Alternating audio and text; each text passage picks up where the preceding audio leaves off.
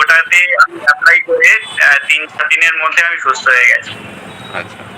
তো অসংখ্য ধন্যবাদ জানাই শ্রীদলদাকে। এরকম স্বদেশীয় চিকিৎসা পদ্ধতি যেটা আমাদের ভারত থেকে প্রায় লুপ্ত হয়ে গেছে বললেই চলে। তুমি এখন কোথায় আছো? বাড়িতে? আমি বাড়িতে নিয়ে একটু শ্বশুর বাড়ি এসেছি। শ্বশুর বাড়ি গেছো? আচ্ছা আচ্ছা আচ্ছা। আর তোমার কোথায় কি হয়েছিল? আমার বুকের ডান দিকে কিছু গুঁড়ি গুঁড়ি মতন বের হয়েছিল। ওকে। তো এটা পরে তার কাছ থেকে জানতে পারলাম এটা হার্পিক্স নামে এক ধরনের ভাইরাস ব্যাকটেরিয়া রোগ। তো কিছু টিপস দেয় আমাকে এবং কিছু ওষুধও মানে ক্যালার স্প্রে এবং নিম স্প্রে লাগানোর কথা পরামর্শ দেন এবং কিছু খাওয়ারও কিছু কাড়া এবং আয়ুর্বেদিক কিছু পদ্ধতি উনি টিপস বলেন এবং ওটাতে আমি অ্যাপ্লাই করে 3-4 দিনের মধ্যে আমি সুস্থ হয়ে গেছি। আচ্ছা। তো অসংখ্য ধন্যবাদ জানাই শ্রীদলদাকে। এরকম স্বদেশীয় চিকিৎসা পদ্ধতি যেটা আমাদের ভারত থেকে প্রায় লুপ্ত হয়ে গেছে বললেই চলে, ওনার পরামর্শে এবং ওনার এই যে পথ আমি অনেকটাই সুস্থ হয়েছি।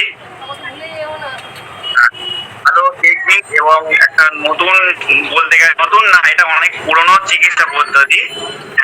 এই পুরনো চিকিৎসা পদ্ধতিকে উনি মানে আবার পুনরুজ্জীবিত করে তুলছেন এবং মানুষের মধ্যে সচেতন বানাচ্ছেন। অসংখ্য ধন্যবাদ জানাই বিরুদাকে। না তুমি এই হারপিসের ব্যথাটা সম্বন্ধে একটু বলো তো, কিরকম ব্যথা ছিল?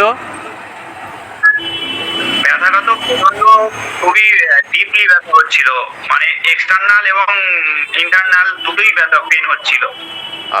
তো আমি তো ভেবেছিলাম কিছু হচ্ছে। মেনলি এটা আমাদের ধৈর্য ধরে থাকতে হবে এবং আমাদের এই চিকিৎসা পদ্ধতির উপরে ভরসা করে থাকতে হবে, ভয় পেলে চলবে না। তুমি কিন্তু পঞ্চগব্য করে চিকিৎসা করেছো, কোর্স করেছো এবং সেই পঞ্চগব্যের ওষুধই ব্যবহার করে তুমি সুস্থ হলে। হ্যাঁ হ্যাঁ পঞ্চগব্যর ওষুধটাই কিন্তু এখানে মেন। হ্যাঁ।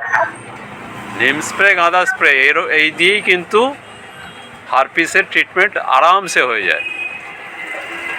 আর একটু ডায়েট ফাইটগুলো একটু বা ওই কাঁচা হলুদ খাওয়া এই সমস্তগুলো রাখতে হয়। ঠিক আছে, আমি ওই জন্যই ফোন করেছিলাম কালকে, তোমার কি অবস্থা না অবস্থা জানার জন্য। ঠিক আছে, আচ্ছা ঠিক আছে, রাখো তাহলে।